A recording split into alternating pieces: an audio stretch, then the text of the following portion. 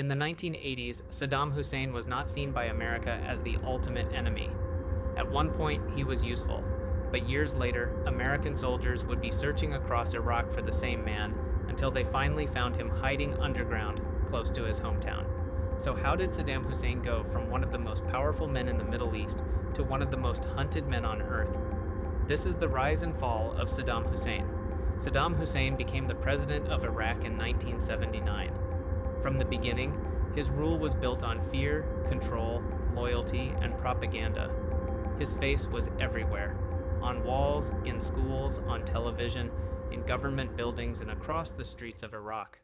To the people, he wanted to appear larger than life. Not just a president, but the symbol of Iraq itself. But behind the image, Saddam ruled with brutality. Political enemies were silenced. Opposition groups were crushed. The army, the police, the intelligence services, and the ruling party all served one man. Then came the war that would define the first major chapter of his rule. In 1980, Saddam launched a war against Iran. He believed Iran was weak after its revolution. He thought Iraq could win quickly and become the dominant power in the region. But he was wrong. The Iran-Iraq War lasted 8 years. It became one of the bloodiest conflicts in modern Middle Eastern history. Hundreds of thousands of people died, and both countries were left damaged. During this period, America's view of Saddam was very different from what it would become later. The United States was deeply worried about Iran, especially after the Iranian Revolution and the hostage crisis. Because of that, Saddam was seen as a counterweight to Iran. That is one of the most complicated parts of this story. Saddam Hussein was a brutal dictator, but for a time, he was not treated as America's main enemy.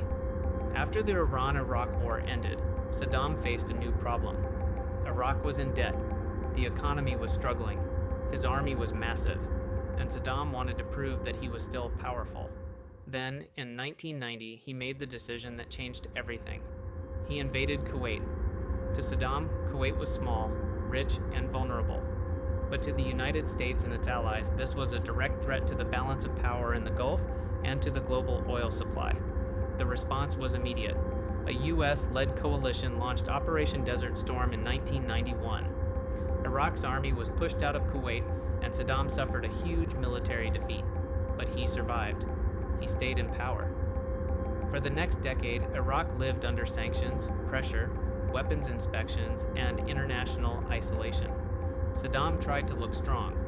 He continued to appear in public, give speeches, and present himself as a man who could not be broken. But the world around him was changing. Then came September 11, 2001. After the attacks, American foreign policy changed dramatically. The Bush administration argued that Saddam's regime was dangerous and claimed Iraq had weapons of mass destruction. In 2003, the United States and its allies invaded Iraq. Baghdad fell. Saddam's statues were pulled down. His palaces were attacked. His government collapsed. But Saddam himself disappeared.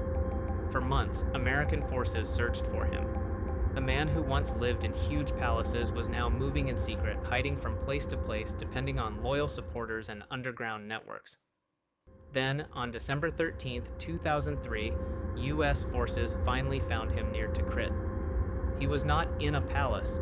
He was not commanding an army. He was not surrounded by power. He was hiding in a small underground space, later called a spider hole. The announcement became famous around the world. Ladies and gentlemen, we got him. It was one of the most dramatic falls from power in modern history. Saddam Hussein was later put on trial in Iraq.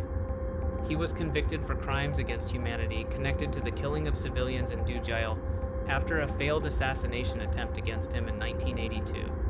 In 2006, Saddam Hussein was executed. But the story did not end with his death. The Iraq War became one of the most controversial wars in American history.